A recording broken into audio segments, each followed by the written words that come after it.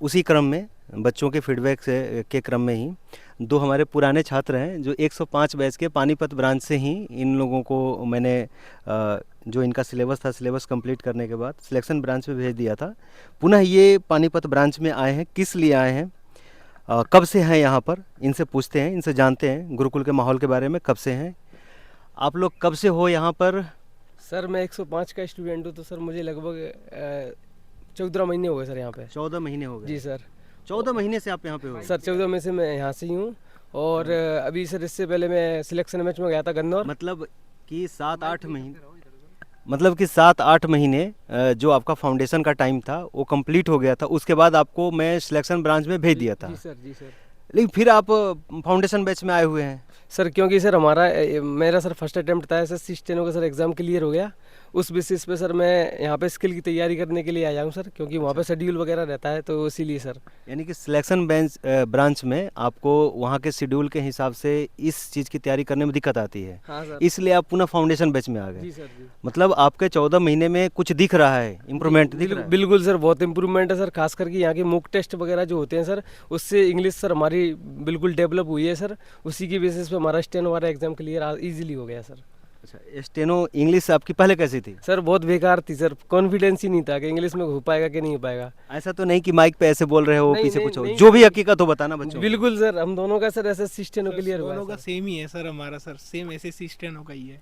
English कैसा था तुम्हारा? इंग्लिश सर ज़्यादा अच्छा नहीं था सर, बाकी गुरुकुल में आके मेहनत की थी सर, इंग्लिश के ही ऊपर मेहनत की थी सर, सब्जेक्ट के ऊपर। यानी कि 6-7 महीने मेहनत की इंग्लिश पे? सर यानी कि आप देख लो सर, मार्च 2024 में चालू किया था मेहनत करना, अब जाके थोड़ा रिजल्ट मिला है सर। अच्छा, मार्च में ही आए थे? सर मैं तो सर 2024 के नवंबर में आया था सर। अच्छा, यानी कि तुम दूसरे बैच में आए थे? जी सर, जी। ठीक है। ये बच्चे स्टेनो की तैयारी कर रहे हैं और करीब 1 साल के करीब हो गया। इस बच्चे का 1 साल हो गया, इस बच्चे का थोड़ा सा ज़्यादा हुआ है। इंग्लिश वास्तव में अच्छी नहीं थी? नहीं सर, मेरी तो बेकार ही थी सर इंग्लिश, क्योंकि सर मैं मध्य प्रदेश में चंबल से आता हूँ सर। अच्छा, चंबल से आते हो? जी सर, वहाँ पे बच्चों की इंग्लिश वैसे भी सर कमजोरी होती है। कोई बात नहीं। देखिए, कोई भी चीज़ आपका कमज़ोर हो सकता है, लेकिन हमेशा के लिए नहीं रह सकता है। अगर आप मेहनत करोगे तो वो चीज़ें भी अच्छी हो जाती हैं। किसी भी सब्जेक्ट पे, मैथ हो, इंग्लिश हो, रीजनिंग हो या जीएस हो, आप 4 से 5 महीने दीजिए, आपकी वो चीज़ें अच्छी से तैयार हो जाएंगी। पर डे 3-4 घंटा आप लगातार मेहनत करिए।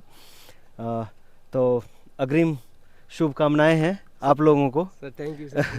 आप लोग उसमें सक्सेस होंगे। कुछ और जो नया बैच आ रहा है इसके बारे में कुछ बताना चाहेंगे जो बच्चे आना चाह रहे हैं? जी सर बिल्कुल सर।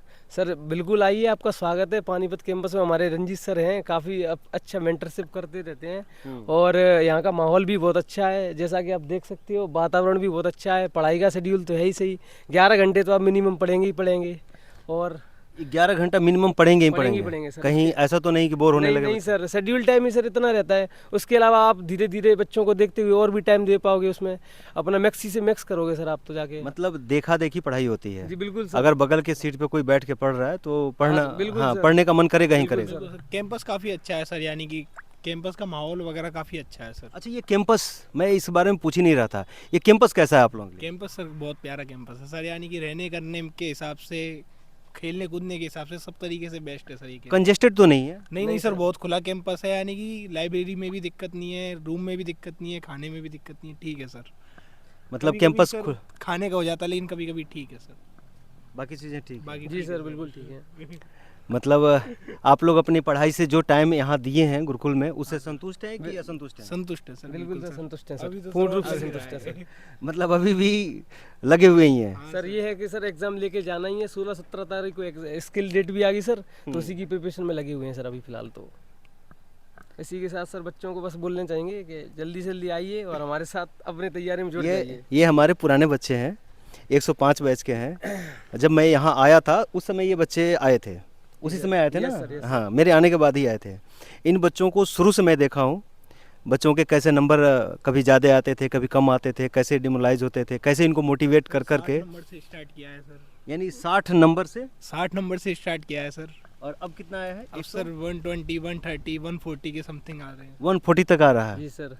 इस बार सर सीजीएल में भी अच्छा स्कोर रहा था, पर इसका कट ऑफ सर कुछ ज़्यादा चला गया सर, इसलिए थोड़ा सा। सीजीएल में कितना था? सर 134 था सर मेरा। 134, सर थोड़ा सा नंबर और रहते तो 142 का क्लियर हो जाता सर, पर स्टेनो क्लियर हो गया, कुछ नहीं सर।